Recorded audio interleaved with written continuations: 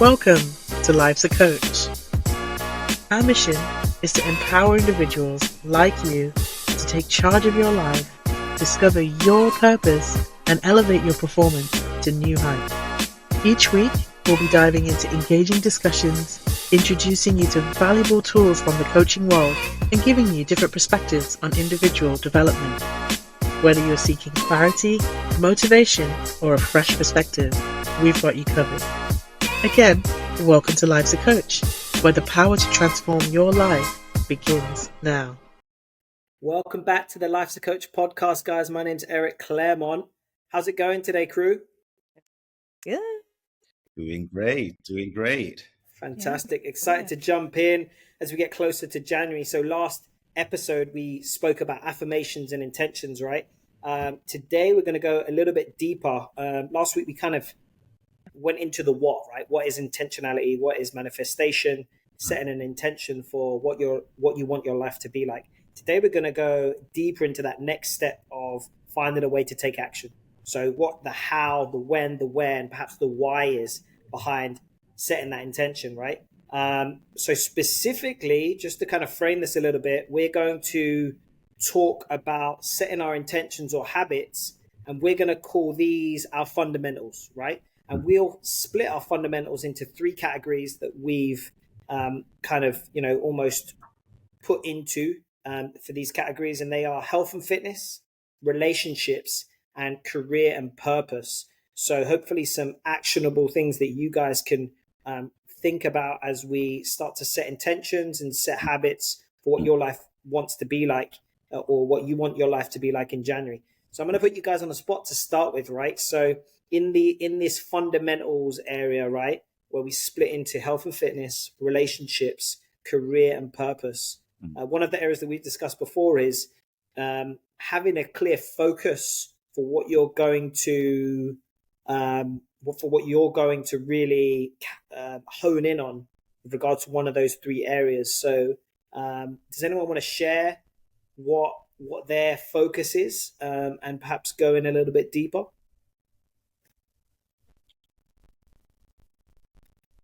Yeah, so focus within those three areas, right? So one of those, focuses for the, within those three areas for the new year, setting a new intention for perhaps an area of their life that they want to improve on, for that new year. Well, three big categories to launch into for the next 12 months. Absolutely. I'm jumping straight in. I'm going to let Alexis go first on this one then. They're so foundational, right? And I'm that type of person that I completely advocate for this because I have seen the difference between putting a little energy in this one and a little energy in this one and a little, like, you really should focus more on one and then move into another. You're just going to have better success, honestly. But personally, I tend to struggle with that, right? I always like, something shiny. But I am a firm believer because I've gone through the personal journey of health first. And that has led to so much improvement in other areas of my life, whether that be better relationships because I'm able to show up better and I'm less irritable, I'm more open-minded, or different things because I feel better physically, mentally, emotionally. So I am sort of back in that space. That's one of my big goals starting in January. I shouldn't say just starting in January, starting now, but I hope to continue to increase that, and that's like having more of a on par with my fitness routine, being more on par with the nutrition that I would like to do. Those are some of the big specifics because ultimately I see how that impacts everything else. It really is my core foundation, and I'm a big advocate for that because I see the difference in other people too. Just how you're able to act, your level of productivity at work. I mean, just all of the things. I agree, Alexis. Thank you for pointing out that health and fitness our overall wellness is the foundation for all the areas in our life. How are we going to have the energy, to play with our kids, or to get up and get that last minute report done, or even have quality sleep for that matter? It's so yeah, I am with you on health and fitness being at a foundation, and everything else falls into place thereafter. Anyway, how about you Absolutely. guys? Yeah. Well, I'm interested, because something that Alexis said there with regards to you're kind of jumping into how health and fitness is perhaps one of those things that if you do that right, you're going to be a better version of yourself, right? So it's kind of like, I like to call it a keystone habit, right? It's kind of like that first domino that's so important to kind of get you going for like now. If you I'm the same. Exercise for me is that one that I knew probably around about a year to 6 months ago, where I would kind of get into these patterns, right? Where I would kind of go, kind of a few days training, and I'd kind of be my best self, and then I'd kind of miss a day because life comes up, right? And on those days, I knew that I was less patient, less focused, less able to give my best self, a less better father, partner, and all of the above, right? So I think really linking it to last week's episode, which is like your identity, I think is important, because we need to have a why behind our intention, right? So we can't just, I think, follow the next fad of, I want to get in shape. And also I think it needs to be intrinsically motivated rather than extrinsically motivated. Rather than, hey, I want to look good to go on this vacation, right? In June and July, right? Some interesting numbers, as Avril probably is going to start laughing at me, but 44% of Americans make a New Year's resolution basically before New Year's Eve. Only 31% of people stick with their New Year's resolutions, and by the end of February, 81% of people fail by February. So obviously there's a gap between setting a New Year's resolution and actually following through, unless we just want to kind of do it for a month to kind of feel better and then just fail, right? So why does that happen?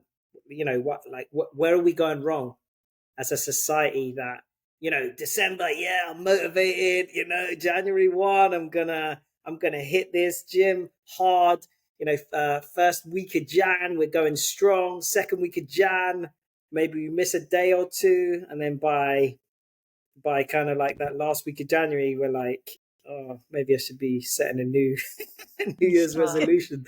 So I mean, I've got a few ideas on this, but I'm definitely interested to hear your guys' ideas. I just want to throw out there, one of the reasons is because you're not hiring a coach. That's love it. And how does that help, Almar?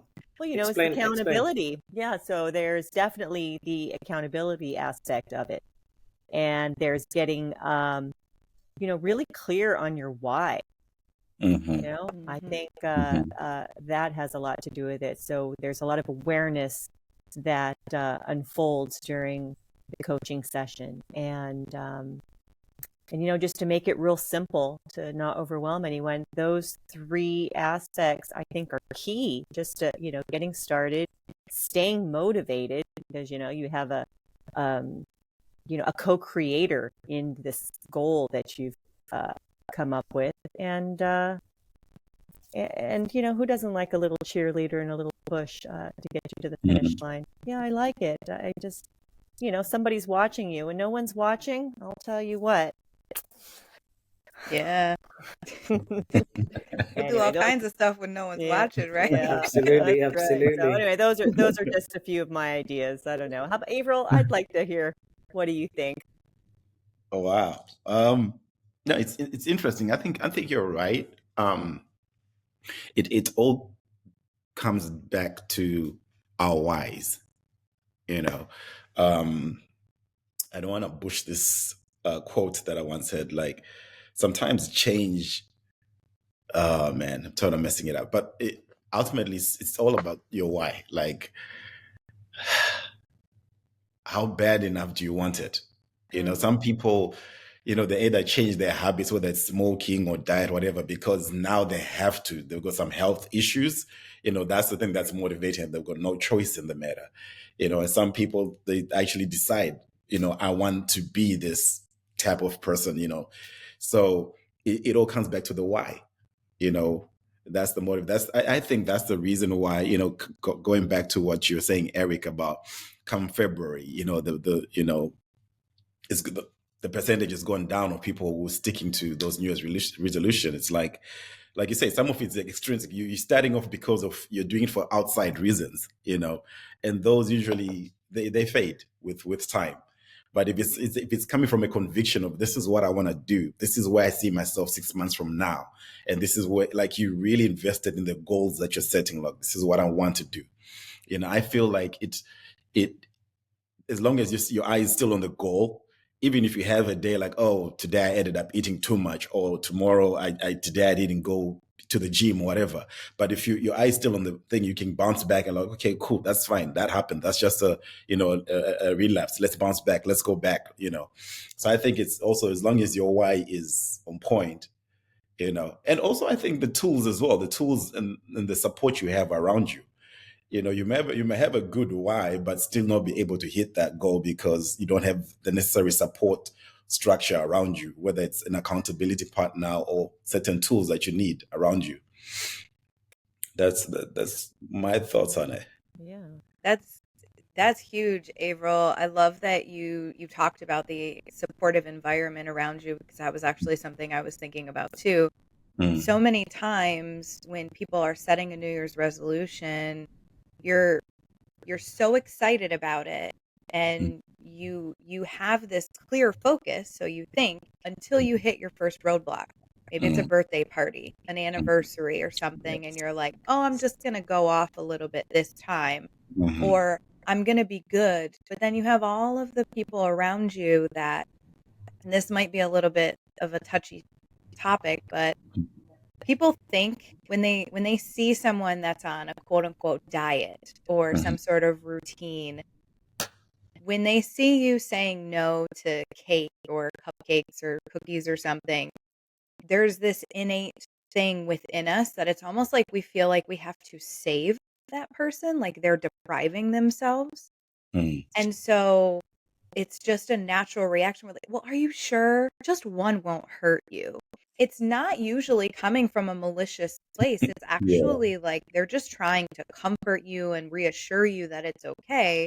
Yeah. But also, they don't want to eat cookies by themselves. Oh yeah. So, yeah, but that does impact your level of progress. If you're constantly surrounded by people like that, or people that aren't supporting your goals, you're not going to succeed.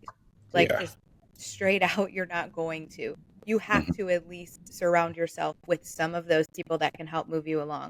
But I also think that part of it, I'm a huge advocate of the why. It has to be like you're burning building. The building is on fire, you need to jump type of motivation. But you need to look at it from a standpoint of, or this is how I see it, what are you working towards?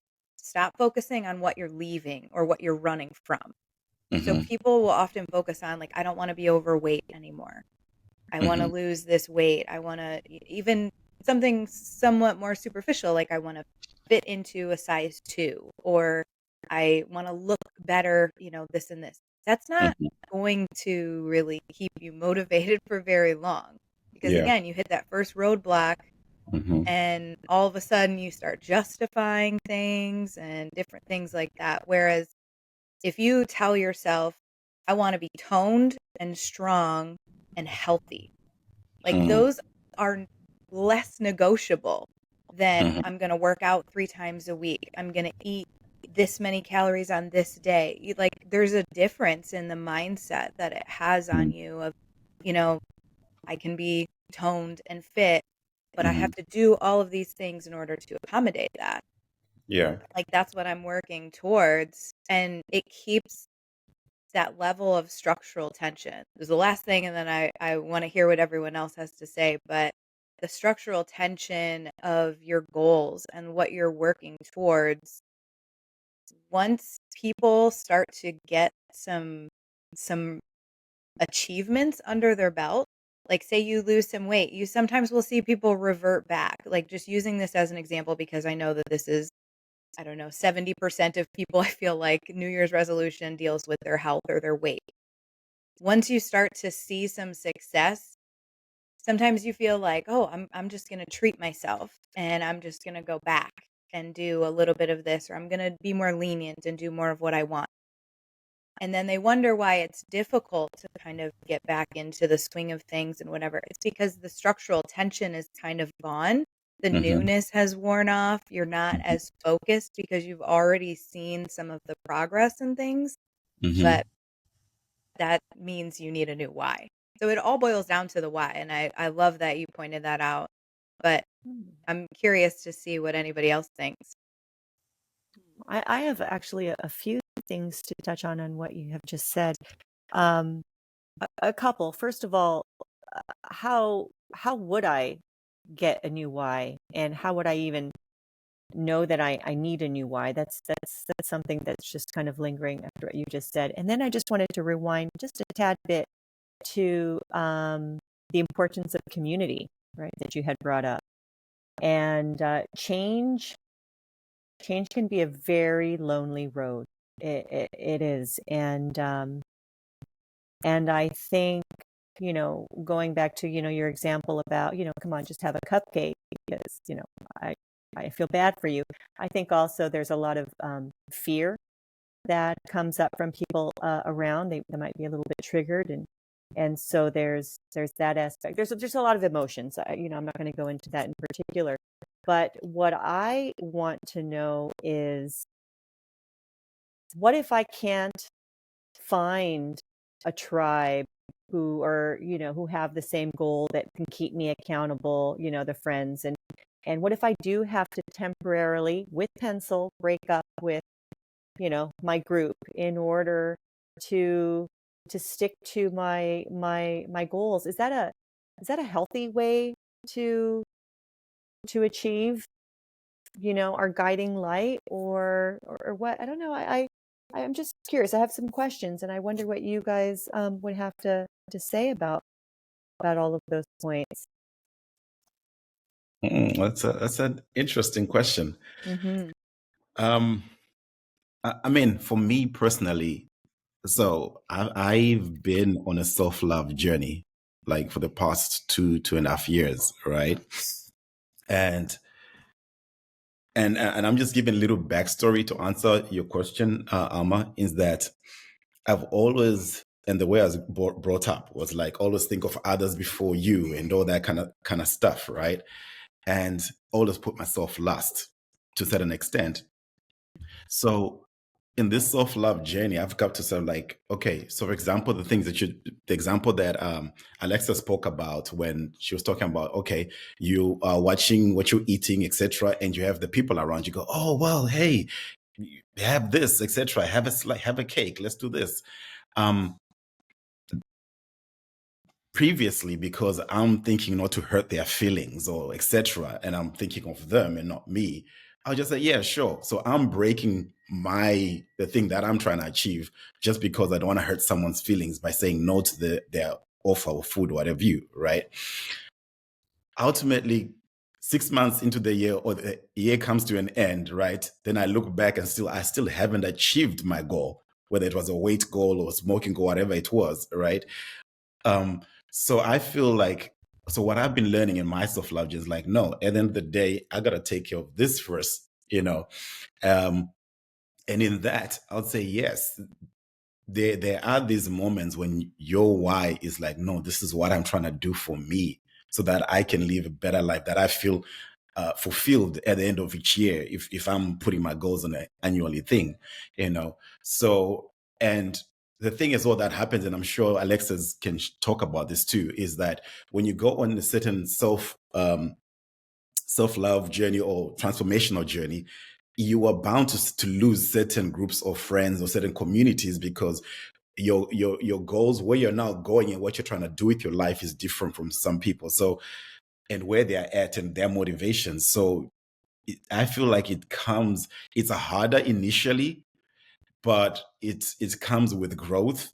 And as you also do it, you find that some people, even close friends and family who have known you when you're a different version of yourself, they may be the first to resist. But when they see you focused, determined, and still going your thing, initially they call, oh, she is the fitness person, or she is the weight loss person, or whatever. But they'll come around and start admiring you, and then they'll start coming to you. It's like, hey, so what have you been doing? How are you doing? So it's that initial awkwardness and initial, okay, I'm gonna say no, and you may not like me right now, but I'm gonna follow my why and trying to get to it. At least that's my thoughts on that. Yeah. You, Yeah.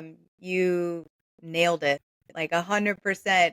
I felt like you were describing my own life journey for the last few years, actually, April. That was amazing. But that's exactly it. Almar, I think that there are so many ways to deepen your why, or like, I think when you start struggling a lot with sticking to a discipline or a routine or a habit that is getting you to your goal or will get you to your goal, that's usually how I start to know, like, I need to reevaluate why I'm doing this, because clearly what's pulling me that way is not strong enough yet. So I need to have something else. I would advocate for a coach first and foremost, because that tends to be where I level up the most. But um, I can go on for that for days. But the big thing that you mentioned about is this kind of a healthy way. It is very painful and it can be very lonely at first. When I first started going through my health journey, I'm very grateful that my fiance Sean decided to do that health journey with me, because if not, it would have been really difficult, because we had our priorities changed. A lot of our local friends were bar hopping all the time, and we didn't want to do that because that went against, the health journey that we were on. That doesn't really help when you're trying to watch what you're eating and things like that. It's not that you can't do those things. It's just that was not our priority. And so we did lose a lot of friends. A lot of them did come around over time, but even still, the relationships are a little bit different. But what that ends up doing is, like Avril described, a lot of people will come around, whether they join you in the same facet or they just support you and love you. And that's the truth of it. If they really love you and want to be a part of it, they're going to support you ultimately. But also, if they can't, I'm sorry, but it frees up space for somebody that does support me and love me. That's ultimately one of the lessons that I learned, because I have personally struggled for my entire life of, I never wanted someone to feel left out or left behind.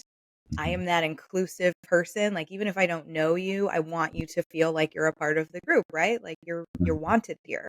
So that was very difficult for me to not feel like and burn myself out constantly trying to maintain those relationships, until ultimately I was like, the door is open. I heard this analogy once where it's like, I'm just on the other side of the fence in my yard. I'm waving at them. The gate goes both ways. The gate is still there. I didn't close it or, shut it off or board it up or anything like that. But that has led me to finding a lot of other people. Had I not gone through, first of all, like my personal health journey, I never would have met any of you. So I never would have had the confidence to go to the Jay Shetty School to then be where we are now. So, Alexis, I here. think that's a fantastic point what you're saying about that, and especially as we're talking about, I think Alexa. Sorry, I think that joke on your Instagram. Alexa just responded. asking what you want, but yeah, going to your point of the social friendships that you have, right? I think what you're describing there takes a significant amount of self-awareness, right? That you're showing to, first of all, understand that, you know, you need to have that self-awareness to understand that, some relationships are gonna, end their course, and other ones are gonna be, are going to come towards you, right? And I love that analogy that you use with regards to being on the other side of the fence. Like Chris Williamson kind of calls that the lonely chapter in your life, right? Where you are kind of, you're not like your old group of friends are kind of on that other side where, let's say you've stopped drinking and stuff like that, where, you, as you mentioned, you kind of don't go out as much, so you're kind of losing that part of you, and it's still a kind of a grieving process to an extent, right? Because you still feel a certain affinity to those friends and those people that you've been with, but you haven't quite created those relationships with that new set of friends, and then there's that whole new journey. So I think that's a great kind of idea. And as you said before, a coach can definitely help you with gaining that self-awareness, right? Because I think we want to, I spoke about this last week with regards to feelings, right? Where we talk about, something doesn't feel great, right? Where, like, for example, and this is why I think a lot of people like lose their habits, for example, right? So, using your example of perhaps, giving up drinking and things like that, when you get that kind of feeling of perhaps that you're not able to hang out with your usual friends and things like that, and your way of life is kind of changing a little bit, it feels uncomfortable, right? So it's kind of very easy to kind of just give in to those feelings and almost make up your own answers, right? And say, oh, you know what? I'm just, I'll just go out. I'll just have one. It's fine. It'll loosen me up, right? So I think it's very easy to let our feelings kind of take us to this place of, okay, we're going to change our actions, and then we get into the same habits, and now that's our identity. When I last week was talking about, we need to have a clear idea of what we want for our identity. Who do we want to be? Why do we want to be that person? And then once we have a clear picture of who we want to be, then we need to paint a picture for, okay, what does this type of person do? Meaning, I want to be happy, healthy, as you said, that the outcome, right? What does that dream goal of me look like in 3 years? But then, okay, what do I need to do in order to get there, right? And then, as you said, there's no point just talking about what we call it in performance coaching as our performance goals. We need to talk about the process. What does that look like, right? It's waking up every day to do my workout. It's having a good diet. It's all of these aspects that you spoke about. But I love the way that you put it there, with regards to taking that into consideration with regards to our relationships, right? I'm also really interested as a question to the group, right? Because I think part of it is partly our why, but also I'm a big believer in systems, right? And understanding that if it's a bad system, then usually it's not going to work over time. Meaning, and here I'm talking specifically about habits, like creating new habits and, kind of getting rid of old habits. So any thoughts on that person who is inevitably going to set that intention to begin their workout journey in January, and not to wanting not to be just another percentage at the end of January who kind of just succumbs to that human nature of, it's okay if I don't work out every day or every other day, or changing their target. Any tips on how people can kind of, basically keep those habits going now once being a Understood. statistic. Say that again. Avoid being a statistic. Yeah, exactly. Avoid being a statistic. I before we answer that question, I would like to note that having grace and compassion for yourself when you do, Yeah. turn the alarm off in the morning and you do have that cookie is really important in sustaining your goal. I think it's that I think first and foremost is just knowing that today is today and tomorrow is a brand new day with full of miracles and another chance to be yourself. And I didn't like to use the word chance because it's not like you failed today. You were you today. And I think that can bring up a lot of self-awareness in why you act the way you do. And you're like, oh, maybe you can sit back and say, I know that when my partner wants to get up and go to the gym, I'm way more likely to get up and go to the gym. And isn't that interesting? And, I know when he doesn't, I'd like to stay in bed.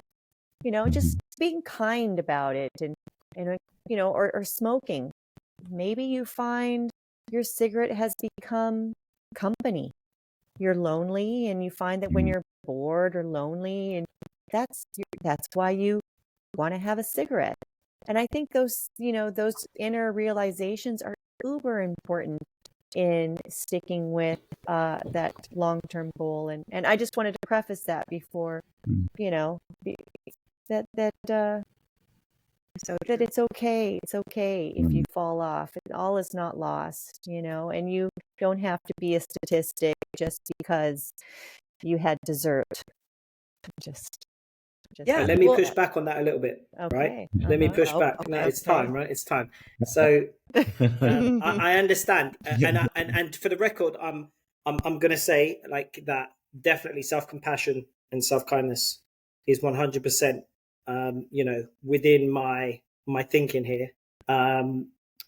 But I also feel that self-compassion can take you down a negative spiral of, oh, again, I don't feel like doing it today, and I'm going to have that cigarette, or it's a little bit cold outside, so I don't feel like working.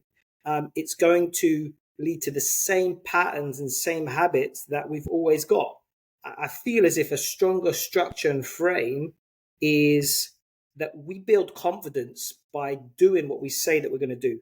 So if we say that, again, and this all goes back to, I think, the why. So this is where I think our thoughts are aligned in that sense. Without a strong why, then we're never going to get to this place. To Almar's point, I think I agree with the fact that if you miss a day because there's a significant reason why, yeah, and you probably need to identify those reasons. It's okay for me not to work out if I've got COVID, or my cat died, or do you know what I mean? Like it's at least we're probably not going to write these down, but for me it's like I have a framework called like a SPARK goals, right? So basically focused on a super strength. We have a really precise and relevant goal. We have an action plan to kind of create that. And then the R is roadblocks. What are the potential things that are going to stop you from achieving your goal, right? And then K is keystone, which is basically a 90-day block, which scientists say 3 months is a perfect time for you to create a goal.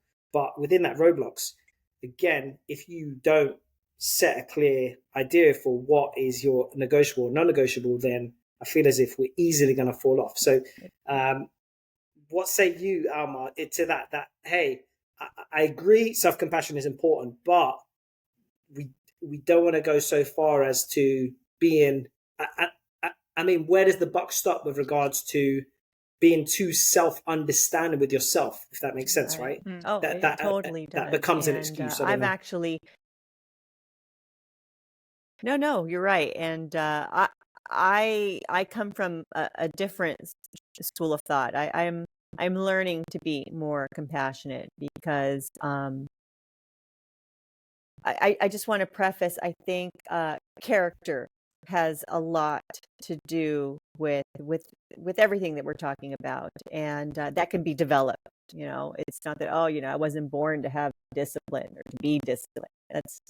You're not born that way. It is created, and you can work on that. But I love that we're having this discussion, because I actually, I'm the person that doesn't believe I'm allowed to stop.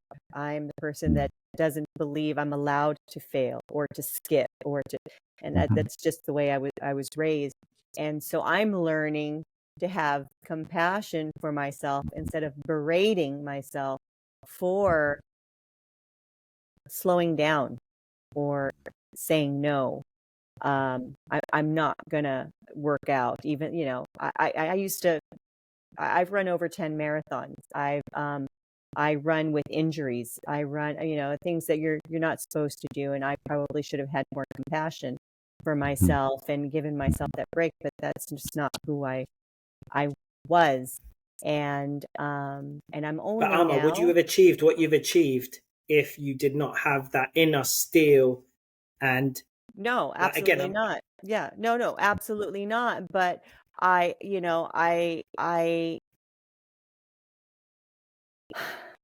we that took a long time, I think, to develop. And here we're looking at a fresh baby start in January, and I can see, and I have seen, people can get very scared when they fear that they aren't allowed to stop, and they cannot fail. And so yes, I agree with you, Eric. Definitely, there is an amount of steel that you need in order to reach the top, for sure. But there's different levels and different calibers, and I don't know. Maybe I'm rambling on a little bit, and I don't mean to take over, but I'm curious what the other two, Avril and Yeah. Alexis, have to say about No, for sure. that. So for me, just listening into the two of you talk, I feel like knowing Alma as well the way I do, she's also in a season, like she says, of also learning to be compassionate on herself. So she's basically, the way I know is like what you're describing yourself, Eric, is who she has been, is. She's also just in a season of learning to be compassionate for the days you wake up and not feeling like, okay, today I had a relapse, or today I had a day where it was like that, And I'd say back to you, Eric, that I've always had this quote since growing up, told that balance is the key to life. Do you get what I'm saying? So no matter how disciplined I am, but even in that discipline on doing certain things and having a strong willpower, there's also going to be balance. All right. Yes, you can achieve your goal. We recently did the David Goggins book, right? You Can't Hurt Me. You can definitely reach your goal, right? If a little of that I got from that book is like, he did marathons, he did all this crazy stuff, even when his body was still not even recovering. Right? It's like, okay, he's still hitting his goals, right? But he's also hurting his body more. Right? So the way I'm looking at it, like, balance is the key too. Right? And also coming from your whys. Ultimately, whys for me, coming back to me, if I can bring it back to me, I was talking about being on a self-love and self-care journey, is like, yeah, if my why is to make sure that mentally, spiritually, physically, I'm in a certain place that I want to get myself to, right? Then I gotta find balance, even within the things I'm trying to do. Because if one thing that I really want, let's say I want to make $1 million this year, right? But in me making the $1 million that I want to make, my dog is just scratching himself on the table and he's shaking my screen. This is like, no, we're doing a podcast here. Come on now. Let's have a My point being, oh gosh, say hi. hello. That's right. Say Say hi. hello. Oh. All right. My point being is that if I want to make $1 million by the end of the year, but if that making $1 million, I can be determined that I get up every day, every morning, certain time, I'm hustling, I'm bustling. But if that's also taking a toll on my health, it's not, as for me as Avril, it's not helping my overall goal of being self-love, self-care within the things that I'm doing. So if I get up every morning and I run at 6 a.m, right, then on the Wednesday I slide and I hurt my ankle, right? I know my goal for the week is like I need to do 10 miles or 20,000, 50 miles, whatever, and I've only done 30 that day. I'm gonna say, okay, I cannot just continue to say, okay, I'm still gonna do it till Sunday because by Sunday I need to also give my ankle time to recover. So I say all this to say balance. For me, I still feel like there is a balance. I agree. I agree. But I Balance acknowledge, is super Eric. important. Yeah, it is. It's a slippery slope when you give yourself too much compassion. But then, there's the controversy. Like, I agree. I agree with what you're both saying for sure. That the other side of that coin is burnout, right? Burnout physically, burnout mentally, right? And we've seen that, right? So it's that kind of, can we be somewhere in the middle between I don't know what you would call it, lack of consistency to burnout, right? Somewhere in here is probably that sweet spot of, I'm going to be compassionate with myself, when my body and my mind needs a rest, right? So I think as well, a coach can help you see that, because I think it's very difficult to look at it objectively, right, from the outside. So you can kind of through powerful questioning and tools to kind of really make you think and feel about how you're turning up in all aspects of your life, right? Because we know we'd love to think that and we've put it into those areas, right? Health and fitness, relationships, and career and purpose go into their separate boxes. We know that it's all at the same time in the same moment. And we live in that one life, right? So how do we compartmentalize those areas each day, right? And I think to your point, I think both Avril and Almar, if we probably focus too much in one area, then normally those other two areas are losing, right? So it's kind of like, I don't think we can double down on, like, we can focus for certain aspects of our life, but within that focus, like, for example, if I really want to achieve a very important physical goal, I know that in order, like, they're all intertwined, right? So in order to reach my physical goal, I'm probably going to need a gym membership, to have some kind of recovery protocol, to have really good sleep and a good bed, right? So in order to have those things, I'm probably going to need finances, and without a job and doing well at my job, I'm probably not going to be able to receive that, right? So I think it's all intertwined and interlinked, right? But great point about no, balance. and having a coach, each coach will tailor make a program specifically for you based on your sessions, and I think that's where we hit the head, or the point on the head, is that we are all unique and different, and what works for one person does not work for the other, whether it be diet, exercise, Yes. relationships, and that's where I think it's pivotal to work with a coach to help you tailor make a program specifically for you to ensure, I use that word loosely, success. It's funny. In a lot of what we've talked about today and what we're talking about, one thing that coming up is like, well, our podcast is called Life's the Coach, and we keep going back to coaching. But really and truly, I'm also seeing the even in this topic that we have today, the effect of having a coach in life. And I know today we'll be talking about health and fitness and a few things along those lines. And for listeners and viewers out there, it's not like we're just talking about getting a fitness coach or a nutrition coach, right? Even relationships and all that kind of stuff. Even, sometimes I may go in going, okay, I'm struggling to lose weight, all right? And I'm thinking I'm going to talk to a nutrition coach to help me with my diet. But ultimately, you might find out that has nothing to do with the way I eat. It's a mindset I have, or a certain belief that I have, that beginning of the year when I write down my New Year's resolution, I myself cannot see those blind spots or see those things. But that's where a coach comes in, where they can like show you like, no, they can help you get to a place of realizing what your one's blind spots is, or where that mindset is like, oh, me quitting smoking has never been about the thing. It's related to A, B, C, D that happened when I was 5 years old or whatever you. But then the practical aspects of, okay, now that we know what it is and how do you work it out or change it, is also something I love in the way Alexis talks about the community and the people around you, you know, how to walk through that. So yeah. In all the podcasts we've done, this is one that I feel like I really felt coach come up a lot. You know.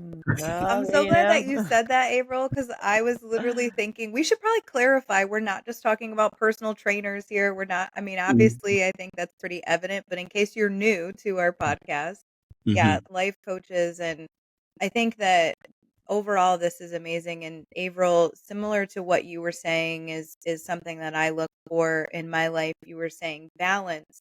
I used to look for balance in a lot of these things because ultimately, if you set a goal for yourself to like tackle all the things in all the areas of your life, that's where you're going to fail. You can't put 100% into everything. It's about harmonization. Ooh, sorry, hit my mic. It's finding the harmony. One day it's going to be more about family. The next day it is more about career. The next day, that's just how life is, and it's about being able to flow with it a little bit easier and having some of that grace, Almar. And I'm a firm believer, like with my clients, I will challenge them a lot in that area of, is this you giving yourself grace, or is this now the rule? Is it the exception or the rule? Because if it starts a pattern, which is almost always what ends up happening, let's dig into why that's a pattern. What rhythm has created that pattern for you that it's making it more challenging to stick to whatever goal it is? Maybe it's a business goal even. And again, Avril, as you were mentioning, I personally have seen a lot of that where I was struggling doing certain things that would better my business. I was feeling that burnout when I worked with a coach and drilled down and ultimately realized that it was because I was putting so much pressure on myself and looking for others' opinions. When ultimately it was because I didn't have enough self-love. I couldn't see that by myself. I needed to work that out with my life coach by the questions they were asking me, and I stepped back and thought about it, and that changed the trajectory of what I was able to do and why I was doing it. And so I did just want to share a couple of like practical tips since we were talking about some of the hows. So one thing that we talked about earlier, and especially just thinking, if you have some big goals that you're working on in January and you do hit some of those roadblocks or challenges, maybe from an unsupportive friend or family member, where they are offering you something. And Avril, I love how you said, out of compassion for others, I didn't want to hurt their feelings and say no. Like I was raised that that's kind of rude, you don't say no to things. Yeah. One thing that I coach my clients on a lot is in that situation, you are allowed to stand up for yourself. That person loves you and they will appreciate that about you, even if it's not in the moment. But you can say it compassionately. You can say, you know what? Thank you so much, but I'm okay. I really appreciate you supporting me in my goals. That really means a lot to me. Like just that one statement, then people are like, oh yeah, I do support you. Like I am happy. Okay. It eases the pain a little bit of the, rejection. So that's something that I personally have used quite a lot in my own health journeys and even in other areas. The other thing is when you are in that moment of you're struggling to stay on track, and you just really want to like rebel against your dietary structure, whatever it is. One thing that I learned, and I know all of you have learned, is like the stop, swat. What is it? I don't know. I learned it a different way, but stop, challenge, choose. Essentially, just stopping, taking a breath, take a sip of water, walk out of the room, whatever it may be. And I use this in all areas of my life.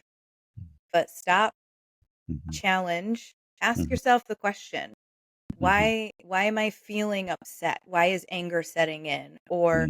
where is this craving coming from? What do I really want in this moment? Do I Mhm. really want to eat this cookie? Does it matter to me that much? Or just the whole point is giving yourself that split second so your brain can adjust to a different level of thinking, Mhm. so that it's not an instantaneous just giving into it. Mhm. And then choose.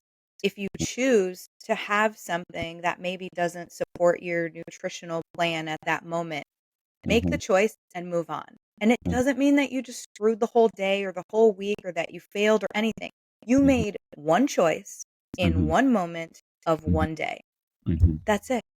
That's Mhm. it. And just move on. Give yourself the grace to move on to the next moment Mhm. and be done with it. But that berating ourselves, that doesn't do any good, especially with health. Stress is just as bad for the body as Mhm. smoking or sitting or all of the things. It's Yeah. horrible for us. Yeah. So giving yourself that grace in that moment, but I just thought that maybe that might help some folks when they're setting some of these goals. For sure. Right. I know Eric, you're about to wrap up. Can I just quickly say something on what Alexa said? Again, since we're also talking about that as coaches, we're not just focusing on, nutrition coaching and fitness coaching. Like we're just talking about coaching in general. Is that so? When you're talking about that, stop, pause, challenge yourself, and make a decision choice. It reminded me of a certain tool we also use in relationship coaching, right? Where you and your partner having someone say he or she says something and you get triggered, right? It's easy to snap back, but that also can be applied that way. You stop, you pause, like, okay, what's going on here? What am I feeling? All right, where's this coming from? Where was the first time I felt this? There's doing the work as well with that, but there's also Yes. part of like, okay, like, even simple example that Alexis talked about. Let me just go get some water. Let me leave the room for a second. Then I'll come back like, okay, babes, give me a minute, give me a sec. Let me just catch myself. Then I choose how I'm going to respond, then choose how So all these things, these are tools as well that one gets in coaching. So Mhm. I just wanted to throw that in so that people know that we're not just talking about nutrition and fitness coaching. We're talking about life coaching in general, the different types of coaches. There are many different types of life coaches available. All right. That's I getting love that, into the Avril. And emotional Mhm. intelligence. I Mhm. also It's use that at work, something I like to call. Avril. Yeah, I call it What's that, save to Alma? draft. No, it's you say stop. I like to use the term, I call it save to draft. Just save to Yes. draft, walk away. Do not press send. save to Yeah. drafts. I You like know. that. Yeah, I love Uh-huh. that. Exactly. When you get a Mhm. snarky email at work or something, like, Well, just anything, even stop, with the cookie, walk with the away. remark, with the whatever it is, just stop. Yes. Save to Mhm. draft, walk away. Absolutely. With I not love wanting that. to, not wanting to, um, you know, give it all, right? Because, at the end of the day, this is supposed to be an introduction to the tools that you might get into, obviously, with a coach. But Mhm. to add to Alexis's, because I think is super actionable, the Mhm. things that we're talking about here. Journaling, right? AM, PM journaling, I think super important. Write down what you're grateful for early in the morning. Set an intention for how you're going to get 1% better today. What's the most important thing that you need to get done by today? And then by the end of the day, this is why you do it the AM and the PM. Takes 2 minutes max. Mhm. Let people know, or let yourself know, okay, what did I achieve today, what did I struggle with, Mhm. and how am I going to get better tomorrow, right? So Mhm. journaling, and with Alexis's point, the stimulus response gap, right? I like to call it, obviously, stimulus comes in, snarky email from your boss telling you how badly you did something wrong. When a lot of the times the response, we're already pressing enter by the time that we realize, oh my God, what did I just do? Right? There needs to be a gap, right? There needs to be a gap between the stimulus, what you feel, and as Alexis said, that gap in between where you make a decision for how you're going to respond is super important, I believe, to living a successful life, right? Because it's understanding that you have a choice, right? There is a choice to how you react to things that happen in your life. There is the thing that happens, which you have zero control over. There is obviously the way that you choose to deal with it, okay? And then there is the response, right? The second two you have complete control over, and it's taking control of that part, which is the key to obviously living a more happy life, I believe. Fantastic, guys. Almar, any closing thoughts just to kind of wrap us up and bringing it all in? Well, yeah, I'm glad you asked. I wonder if you would maybe, Eric, have like an accountability tool that maybe someone could, I don't know, have on their phone to maybe get started and help them stick to their goals. You know, some people like graphs and information and data, and less about the emotional aspect. Is there something that maybe that you could recommend? That. Thank you, Almar. Yeah. I do appreciate you reminding me. There's the Heroic app is the one that I'm using right now. But thinking about our conversation, I'm pretty sure that we could come up with a pretty useful application for people looking to set goals and achieve them. But yeah, the Heroic app, super pumped with it. I've been using it over the last few months. Basically, you kind of set your intentions at the start of the day with regards to what you want to achieve in your work, your love, and your energy. And then from there, you basically you set your intention for each part, right? So as an example for, how you want to set up, right? So for my energy protocol, I want to make sure that I do some kind of meditation, and I do a bit of exercise, and I do a 13-hour fast as well as like a cold exposure, right? So those are my four protocol. That's my protocol for having energy throughout the day. So at the end of the day, you basically set, you basically check to see which parts that you did, which parts that you didn't do, right?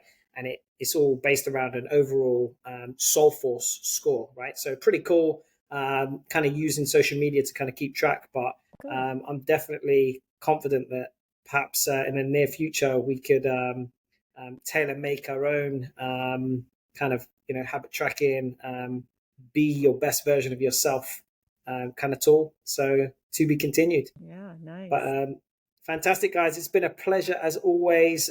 We've kind of dived into some fantastic tools. It's been really actionable, hopefully for our listeners. And, we'll be diving into something fresh next week. So we'll check you out then. Thank you for joining us on today's episode of Life's a Coach, where our conversations aim to empower and support your personal growth. Until next time, remember that personal development is ongoing, so keep exploring, keep learning, and keep living a life that aligns with your true purpose. Take care, and we'll see you on the next episode of Life's a Coach.